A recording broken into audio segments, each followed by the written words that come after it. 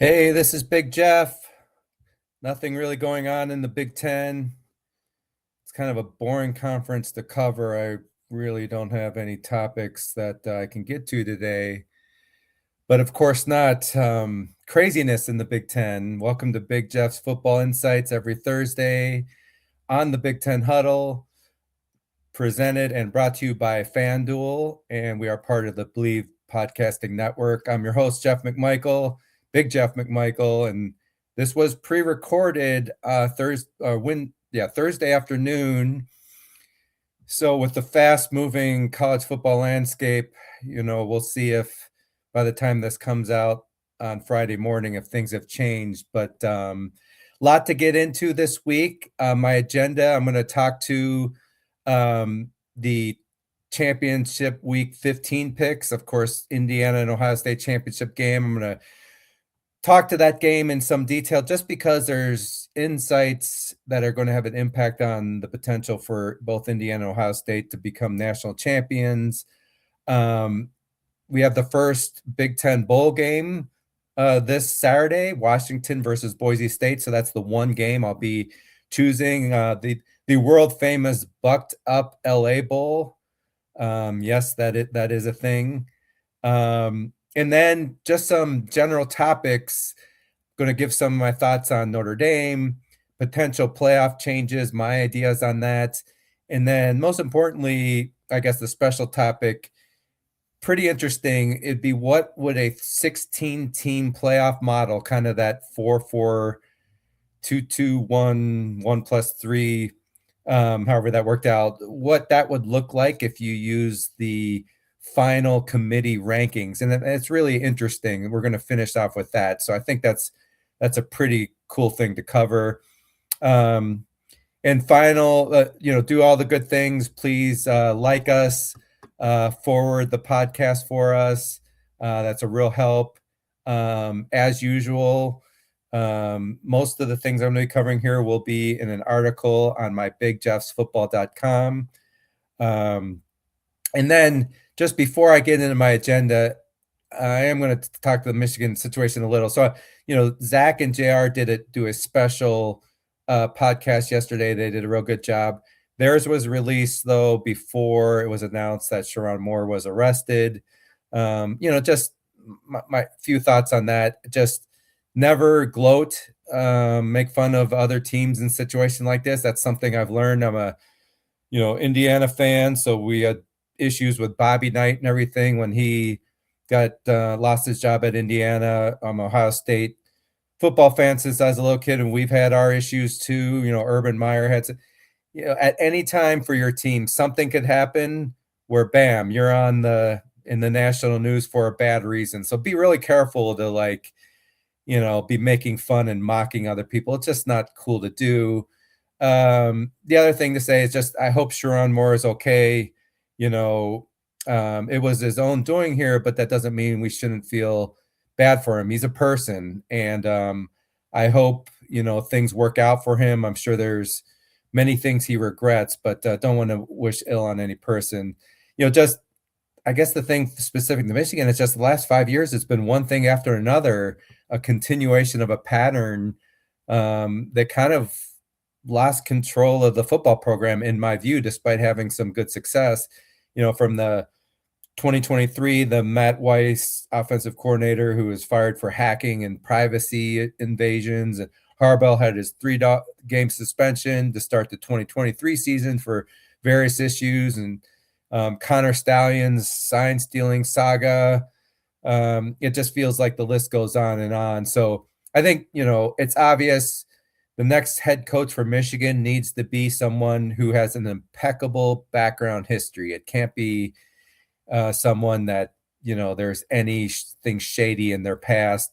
I do think Michigan will end up being fine. Ultimately, it is a marquee job, and they're going to get someone to run the program well.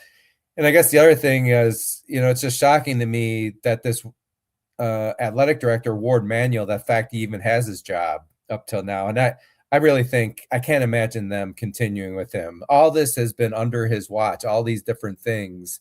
So those are just my thoughts. Let's kind of move on from that.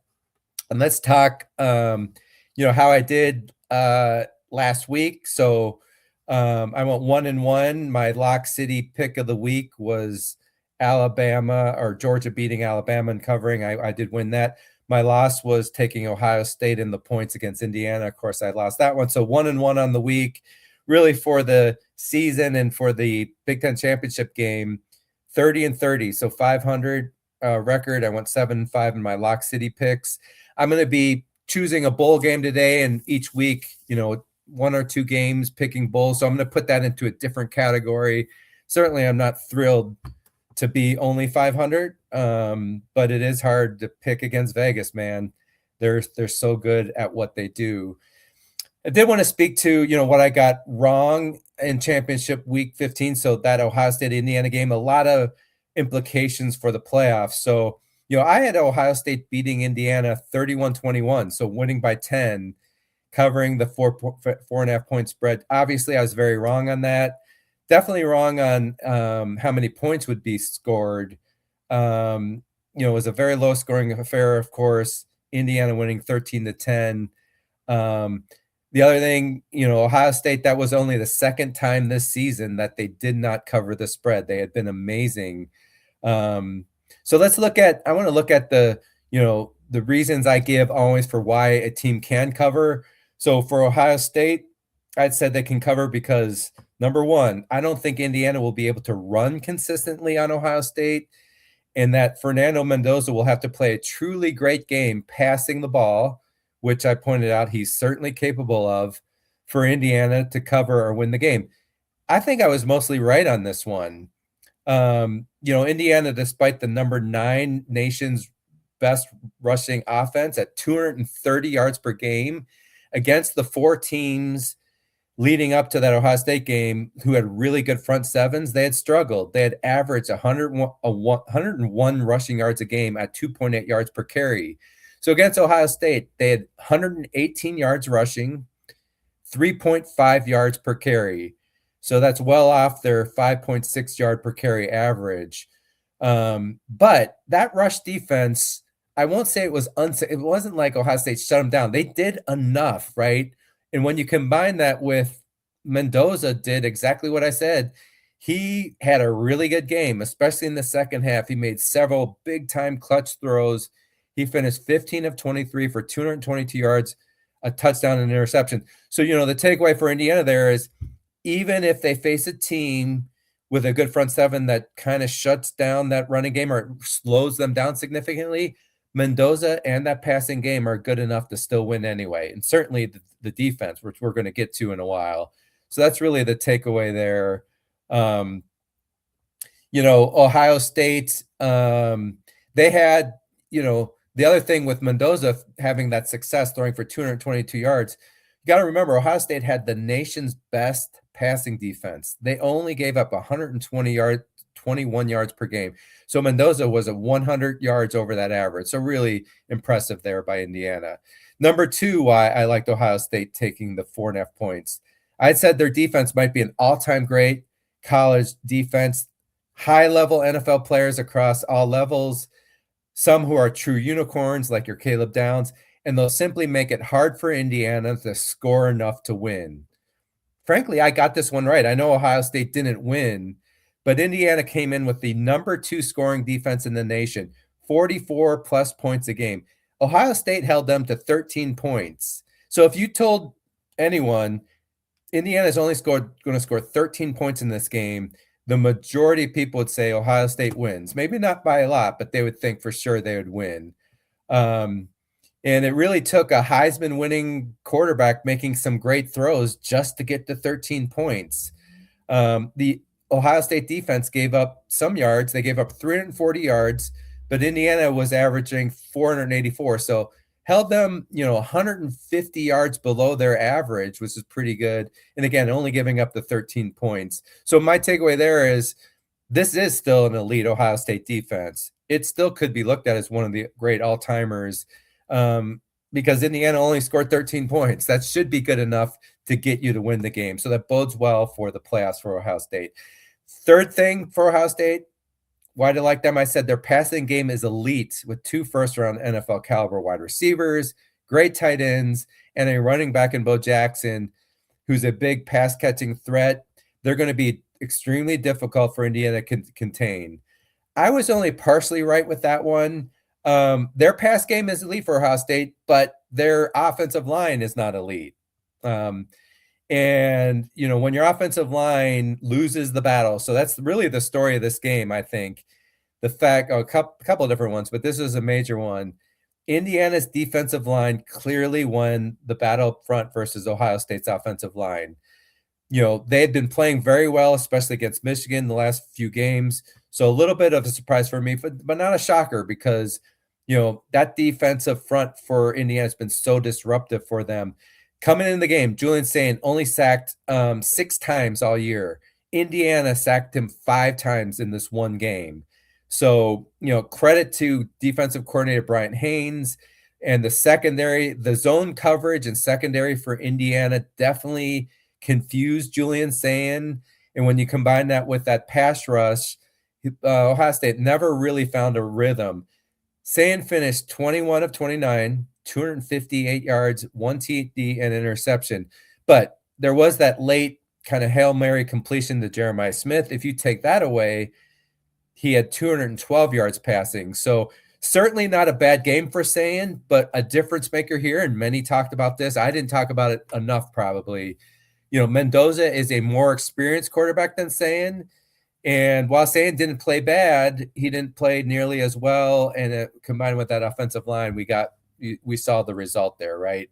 But it really, for the playoffs, a big concern for Ohio State, the offensive line, the right side of the offensive line, and in particular, right guard Tegra Shibola.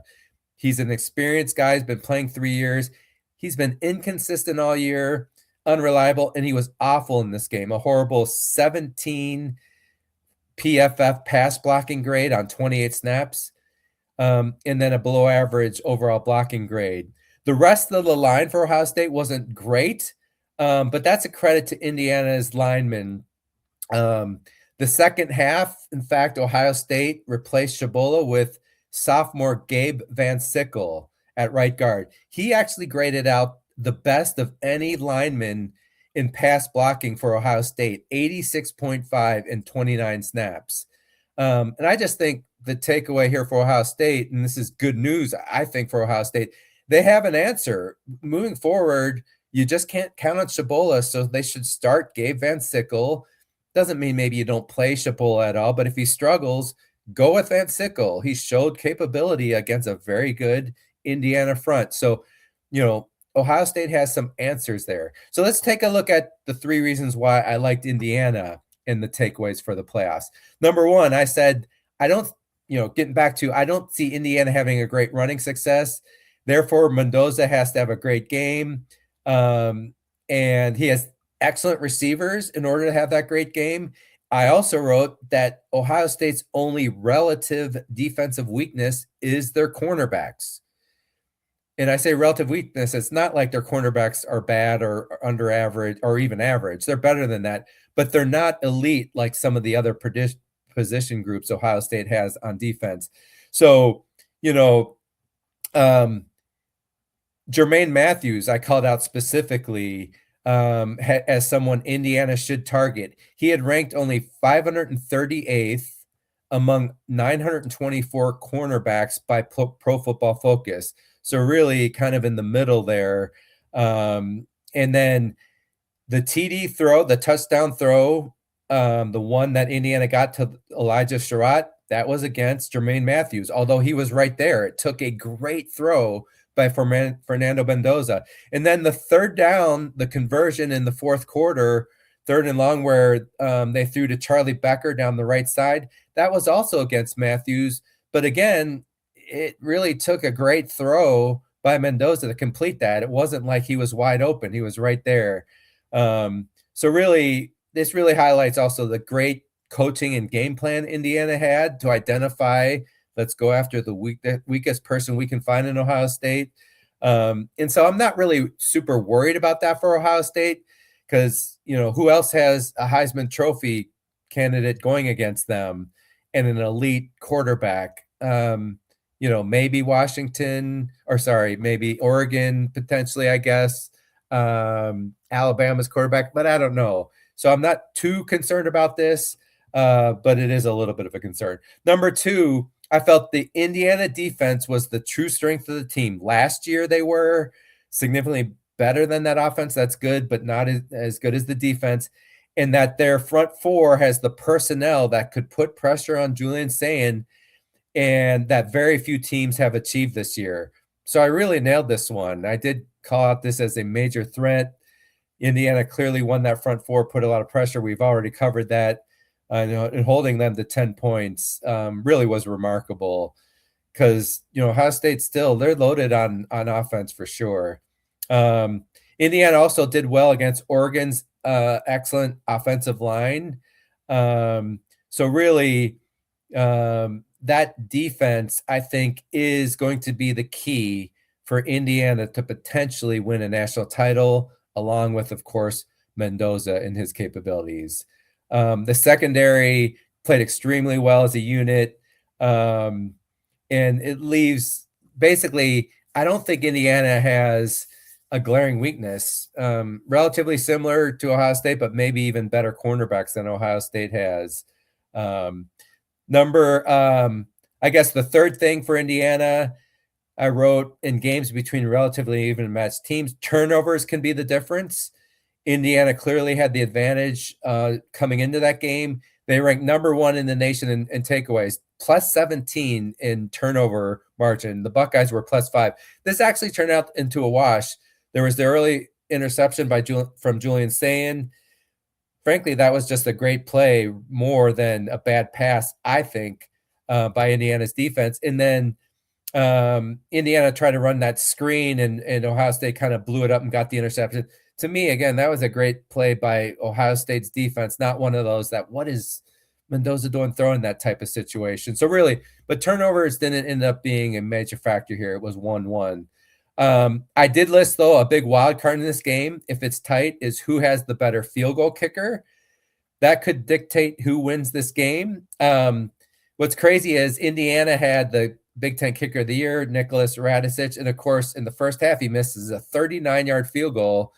That was really big. But then Ohio State, Jaden Fielding with under 3 minutes left after a long drive, 27-yard field goal that Ohio State likes to try to tie the game at 13 all. Just think about it, 27-yard field goal, and he misses it. And that was after Ohio State had marched 81 yards in almost over 8 minutes. And so when he missed that, really, I thought, man, maybe Indiana really is destined to be Big Ten champions here. I must point out, I do think that was a mistake by Ryan Day to kick that. I know if you're tied there, that's great. But with Mendoza and Indiana's good kicker, I know he missed the field goal, but still he's a great kicker from long distance as well. Their chance to go down the field and get a field goal was pretty decent, even against a great defense like Ohio State. So I thought Ohio State, you score a touchdown, you go up 4, and then Indiana has to score a touchdown. And if you don't get it, you can still stuff them maybe with that defense. So I just did not like that call by Ryan Day. I did not understand it. And really, with having beat Michigan, you're already in the playoffs. To me, it just didn't make sense. And Fielding actually had a good year, so I get the part of Ryan Day, not feeling like he was going to miss it. He did miss 2 field goals last year versus Michigan. I like to tell people, if the kicker had done his job last year and kicked 230, they were only 30-something yard field goals, Ohio State still beat Michigan, and they wouldn't have had that big upset. But really, the implications here, the problem for Ohio State, can you really trust Jaden Fielding to kick a field goal to win the game for you?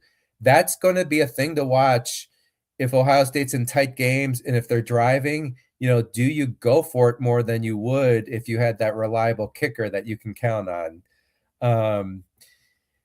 I'd also listed as a wild card in this game if Ohio State might have a letdown after the huge Michigan victory and the added distraction of Brian Hartline being named South Florida head coach. How focused would he be on creating a great game plan? I don't want to go in this to take away from Indiana because they deserved to win. They were the better team that night. So don't get me wrong with saying this, but it wasn't a great game plan. It just, they didn't seem as prepared.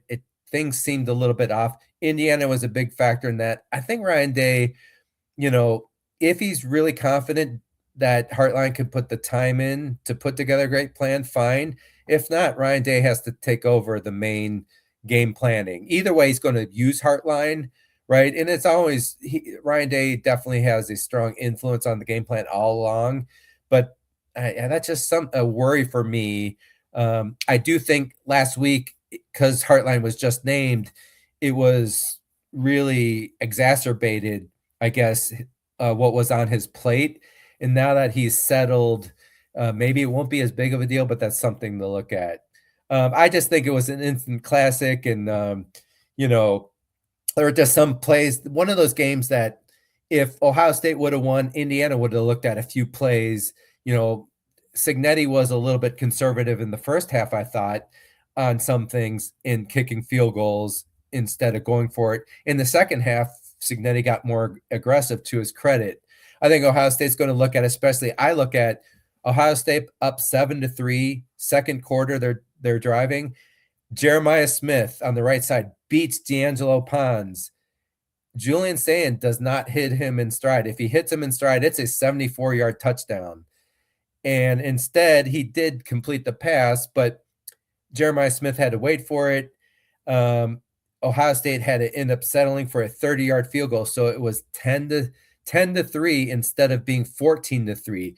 That was a huge play, and that's what I mean. This was so tight. How about the play in the third quarter? Ohio State 70-yard drive, 1:34 left in the third quarter, 4th and 1, and saying quarterback sneak, and it looks like he picked it up. It would have been first down on the 4-yard line. Go to commercial break, come back, and it turns out his knee was down.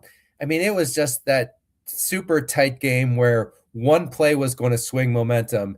It was what made it such a great play, and why I'm still super excited for both of these teams. They're just clearly, to me, along with Georgia, right behind them, but these two are the best in the nation, and I would say Georgia and Oregon right behind them. And then just, Ohio State, when you think about it, they had consecutive drives, 12 plays for 70 yards and 15 plays for 81 yards. 2 consecutive plays came away with 0 points in the game. They just can't let that happen. And it really highlights a major concern for Ohio State: continued struggles in the red zone, right? I think Sane not being a running quarterback is impacting that. I think last year with Will Howard, that was a big deal, the fact that they could use his legs, and they did that a lot in the playoffs, in fact, not so much in the regular season. And Sane, while he's mobile and light on his feet, he just doesn't seem real comfortable running the ball. Even when it's there, it looks like there's an avenue. So that's a major concern for Ohio State that they need to work on here in this couple of weeks, red zone opportunities. So those are some of the takeaways for Ohio State. I feel great about them. And then for Indiana, they should go in very confident now. They were already very confident. Obviously, that's what allowed them to beat Ohio State, but that confidence will be even higher that, yes, this is real. We have the talent and the coaching clearly to win the whole damn thing. I think Indiana's biggest worry is rat poison. So for those of you who don't know, that's a Nick Saban term. It's when everyone's singing your praises and telling you how good you are. Cignetti talked about that immediately in interviews after the game. He's going to be battling that. It's going to be made even worse because Fernando Mendoza, I really believe, is going to win the Heisman. This game clinched it for him. So they're going to be battling that big time. Everyone talking about how great they are. And so that's something, it can cause you to lose your competitive edge a little bit. And Indiana, though, is an experienced team. So, I'd like to think that won't hurt them in the end. The other thing I would point out, of all the Power 4 teams, Indiana, they've gone the longest without a first-round draft pick. It's been since 1994, Thomas Lewis to the Giants. That was 31 years ago. and what's crazy is they're going to break that streak, and it might be with the number 1 pick in the draft. Mendoza could go number 1, but just think about that. It's been 31 years since Indiana had a first-round draft pick. Just to goes to show how crazy the season is. So Ohio State, just takeaways. Like I said, they've been battling that rat poison since last January when they won it all. It speaks to why it's so hard to repeat as champions, because everyone's talking about how great you are and everything. I think this game could be great for them. Losing causes you to learn a lot about yourself, to regain the focus, return your competitive edge, and want to, kind of show the world that that's not who we are. So, if I were Indiana, I wouldn't want to play Ohio State game, because beating the same team 2 times in the same year is really difficult. So that's something to keep in mind. Just the second game, my Lock City pick of the week, Georgia over Bama. I predicted them to win by 6. They won by 21.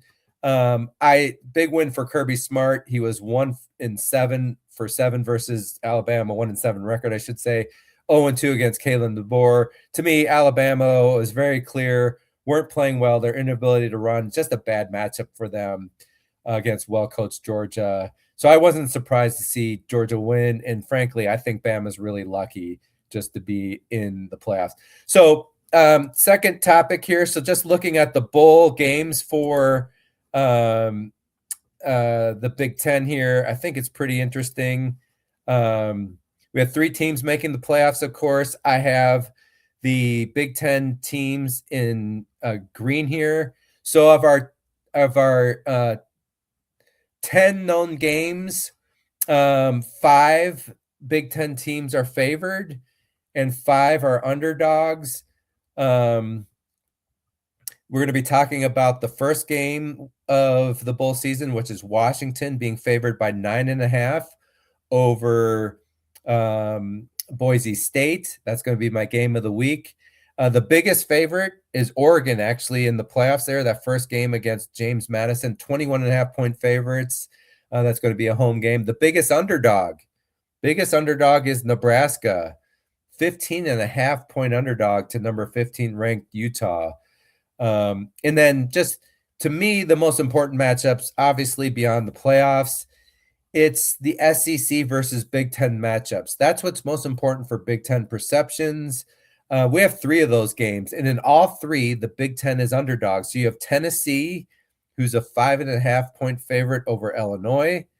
Vanderbilt is a 6.5-point favorite over number 23 Iowa.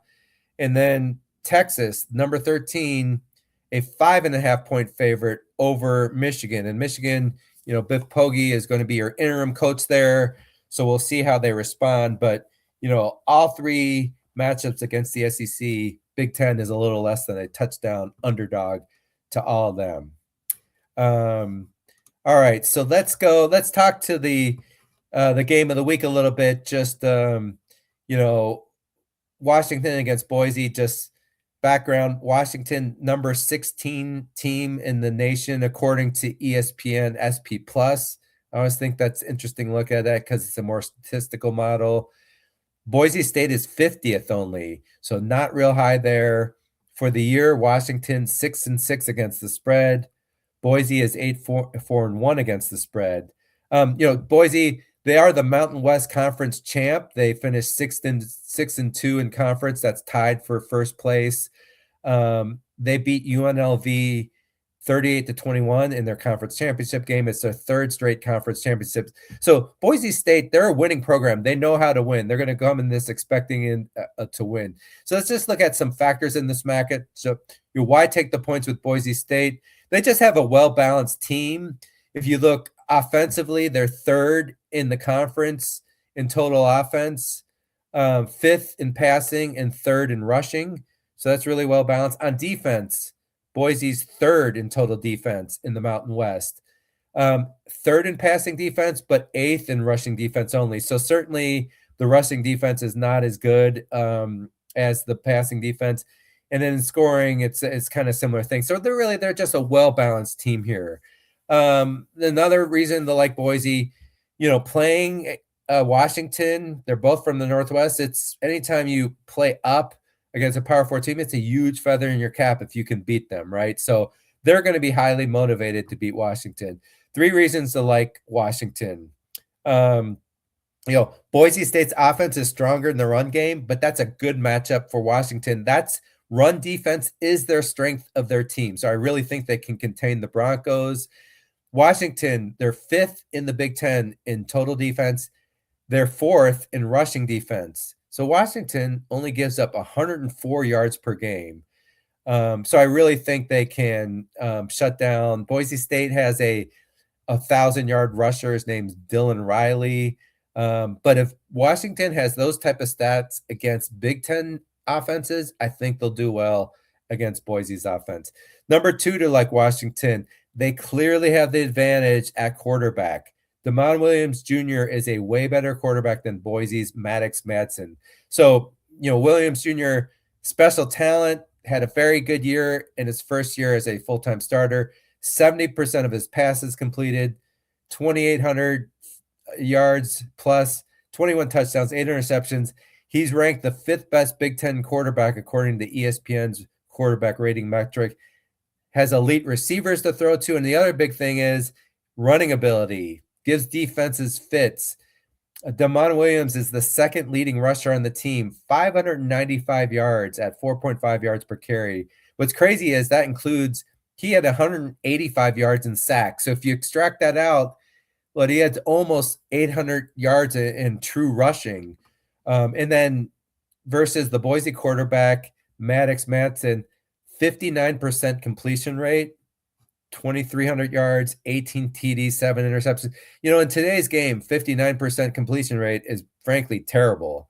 And he doesn't really run. He's got 80 yards rushing with not that many sacks. So really huge advantage there. And then the other thing is, I think Washington's going to be motivated. Washington went into this year not thinking, we're going to be in the playoffs. They're hoping to be in the playoffs. But I think they were thinking we're probably a couple years away. So, bowl games football is about matchups and motivation. Bowl games magnifies the motivation part. How motivated are you to be there? I don't think that's going to be a problem for Washington. And again, travel's not an issue. The game's in LA, so Washington's known to travel terribly. If they were going to the East Coast, I'd be worried, but they don't have to do that. So I just like Washington here. Better quarterback, ability to stop the run of the Broncos. So I'm going with Washington to cover the 9.5. Washington 35, Boise State 21 is my prediction with medium confidence. That is my one and only pick of the week this week. So before we get into that 16-team playoff field I want to talk about, just want to hit on Notre Dame for a little bit here. I think the opinion on Notre Dame is influenced a lot by people on, many people just hate Notre Dame. So they're like, screw them. They have nothing to complain about. They're a bunch of whiners. I live in Atlanta and I know this. I moved here in 2003. I was hit in the head over this. Southerners, SEC people hate 2 teams the most, Ohio State and Notre Dame. And I really believe it's because they're a big threat, legitimate threats to Southern football superiority. They also don't like the fan bases and everything, but that's all right. SEC fan bases are just as annoying as Ohio State's and, Notre Dame's and Michigan. So, and then Notre Dame having their TV contract, people make a big deal out of that, but Notre Dame has the power to have their own TV contract. If any other program had that power, they'd be doing their same. So I equate it to Greg Sankey, the SEC. They have a bunch of power. Are they going to give that up to have like a commissioner of college football? Of course they're not. And nor will Tony Petitti for the Big Ten. He's not going to give up their power. So why should Notre Dame give up their power? The final result of Miami being in over Notre Dame, I think everyone agrees that that was the right thing ultimately. They had relatively similar metrics, same record.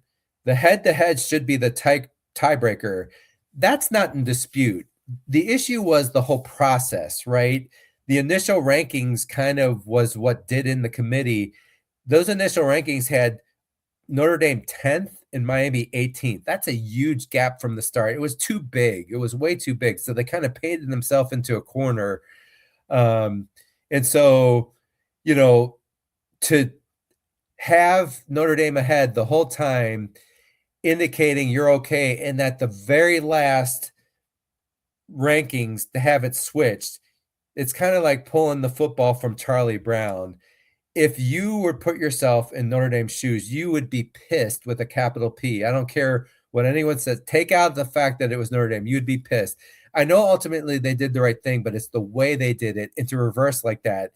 And I could tell you, I think the committee, their whole,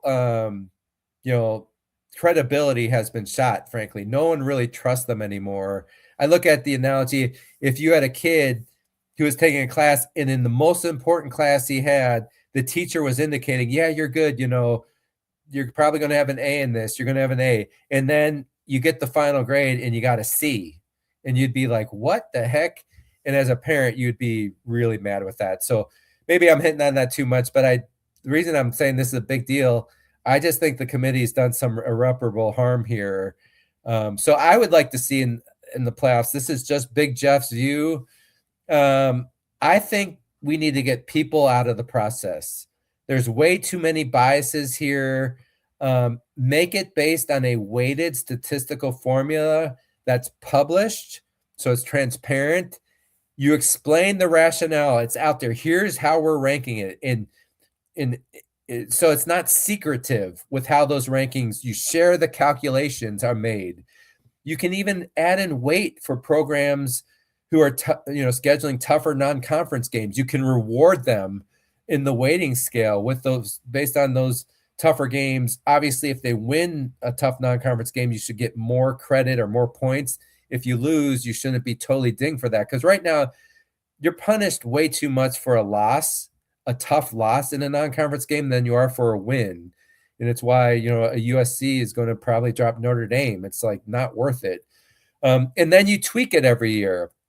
You adjust it every year. And some people are like, how could you tweak it? That shows a weakness. No, I used to work for UPS.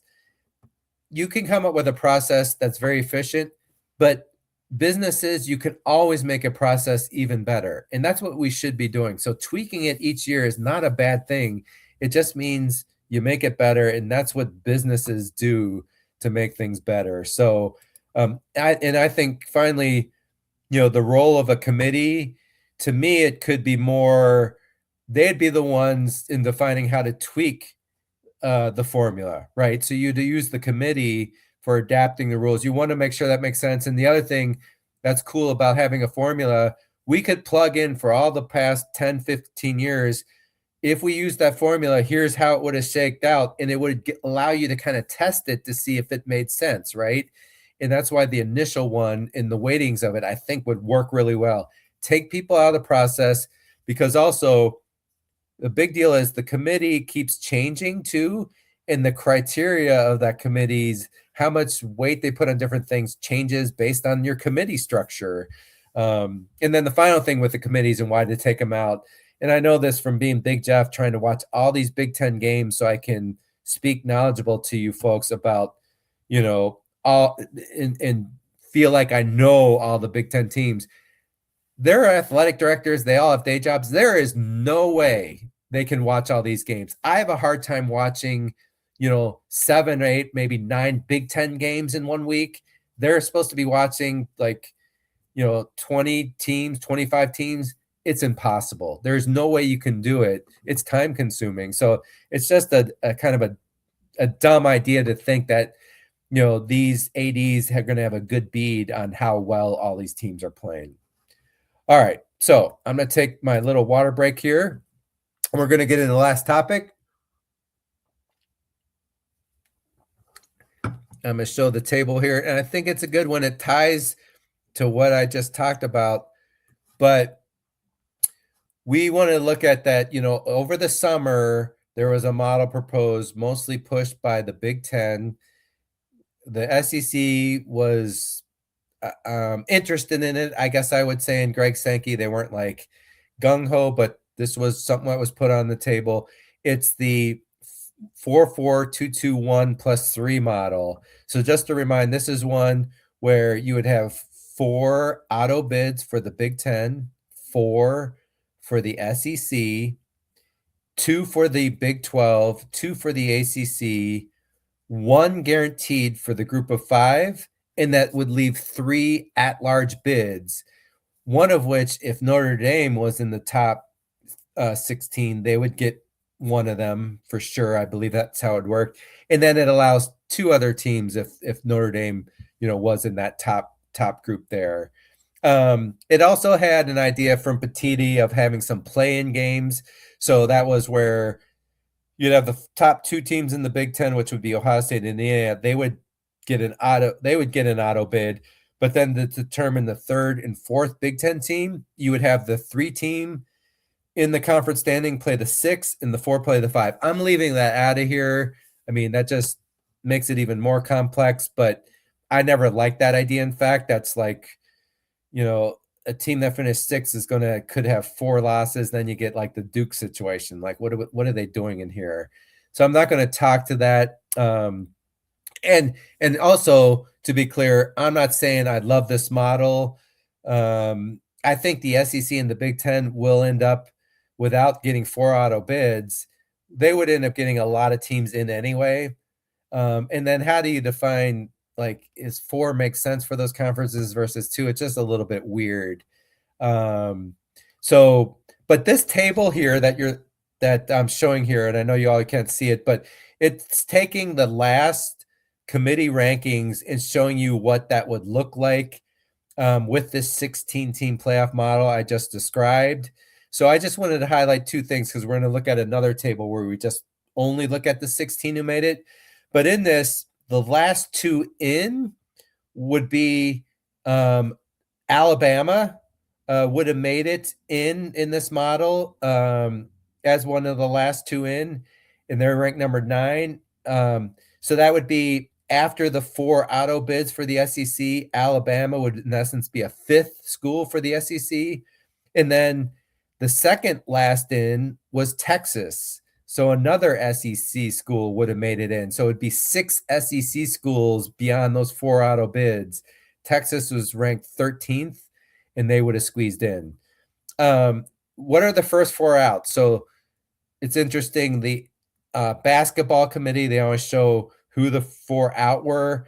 In this case, the first one out of this 16-team model would have been Vanderbilt. The committee ranked them 14th, but with those auto bids, it pushes them out of the first 16, and they were the first one out. So Vanderbilt's first one out. Second team out is Utah. They're ranked 15th by the committee, so the Big 12 Utah team would be second one out. Third out is another Big 12 team. Arizona would be the third one out. And then the fourth one out are a Big 10 team, Michigan. Michigan finished 18th by the committee in the rankings. So they'd be the one Big 10 team that's in this group that would be out. So that was interesting there. So let me jump out. I'm going to show you what this looks like if you just focus on the 16 teams. Bring that up here. All right. So if you look at this, you would see, and again, I should have mentioned, as usual, I highlight each conference in a certain color. So the Big 10 is in the light green. Green indicates good.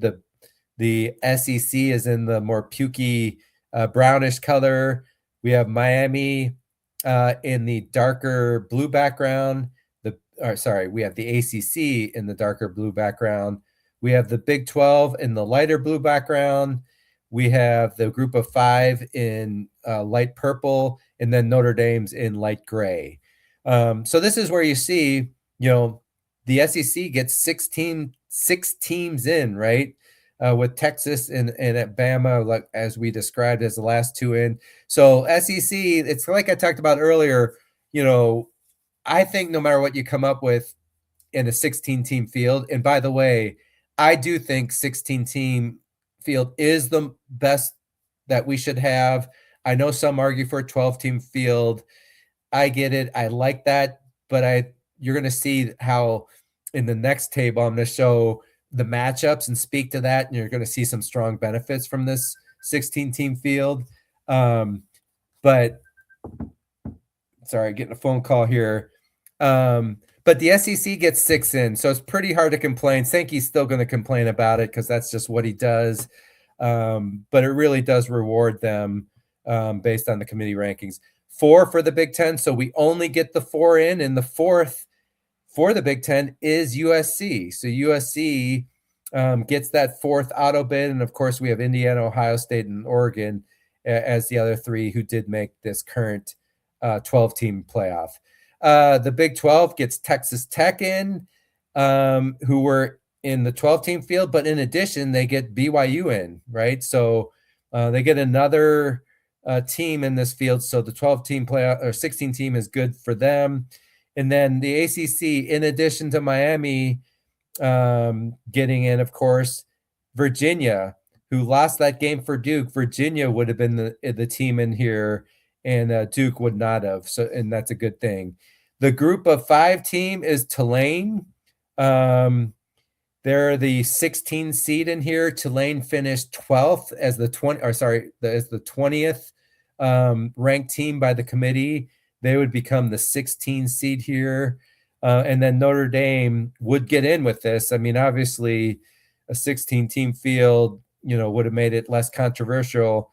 So I do like this 16-team model in that regard. Michigan not getting in, I think it's fair. I don't look at Michigan as a team who's going to win a national title here. I don't think USC would either, but they beat Michigan handily. So that's what that would look like from a 16-team field. So let's look at my final table here, which is showing what the matchups would look like. And I think that's why you get excited here. When you think of the 12-team playoff, you got the 4 teams with byes currently, right? And that includes Indiana, Ohio State.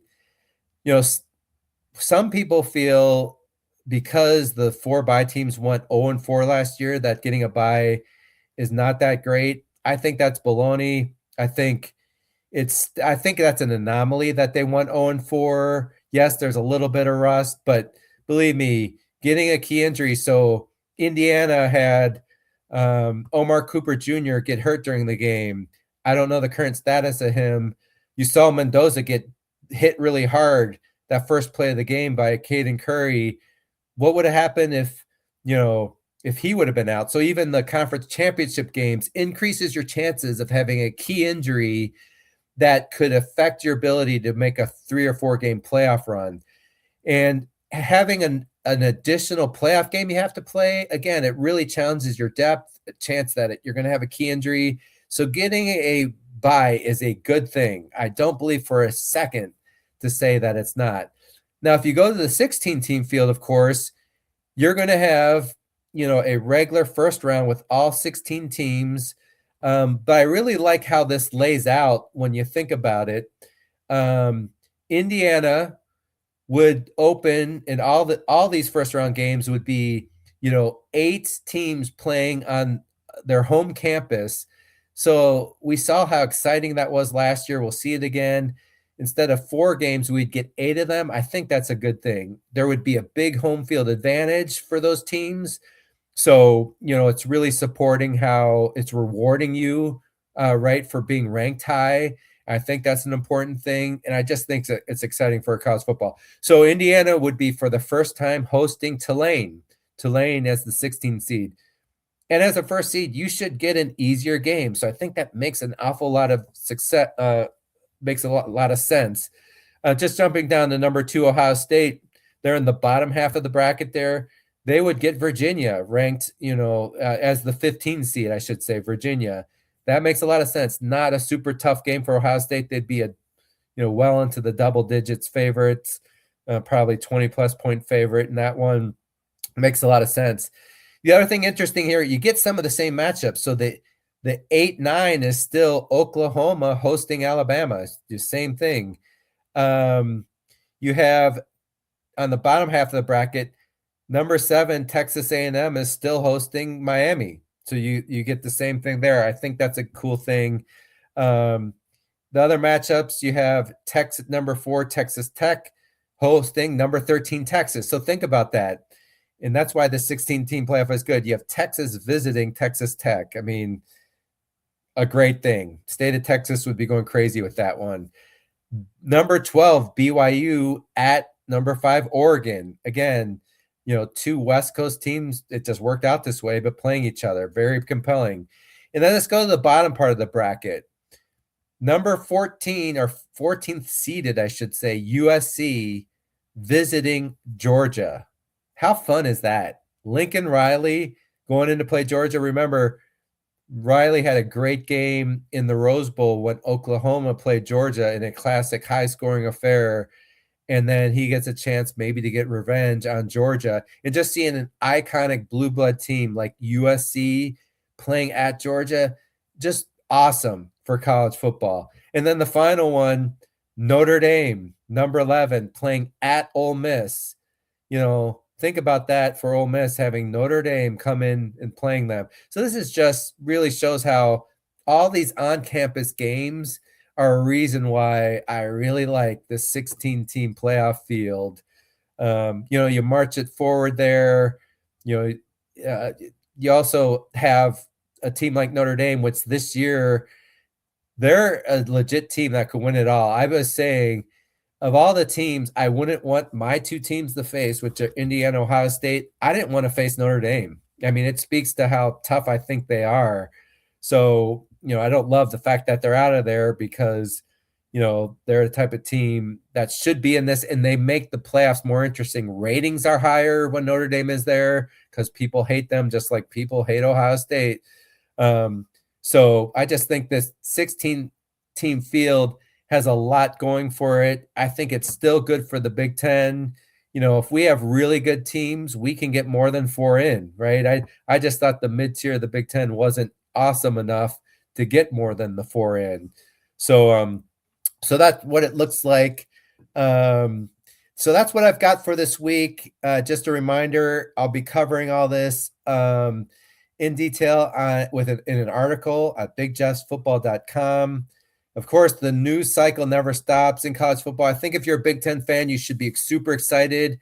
Clearly, Indiana can win a national championship. Anyone who doubted that after the Ohio State game are only the SEC trollers, and there's never anything you can do to prevent them from trolling, so don't worry about them. I think Ohio State clearly can do it. They have to address the offensive line concerns, red zone, get better at that. But Julian Sane is going to learn a lot from that game, right? People said Ohio State was not tested. Now they have been 2 weeks in a row. Michigan, that was a big test in Ann Arbor. And so this is only going to pay dividends down the road. It makes them more battle tested. And then Oregon, they've been battle tested too, and they have the talent to win it all. So super excited about them. And I think there's a really good chance the Big Ten's going to win 3 national championships in a row. And we're going to be able to stick that into the face of the SEC, and there's not much they can do about it. Just a reminder, everything I said here, all the odds and everything that I gave in the table earlier, FanDuel is our sponsor. So FanDuel, those are FanDuel odds. And so I just want to say thank you for tuning in to the Big Ten Huddle. As always, thank you for listening, and bye for now.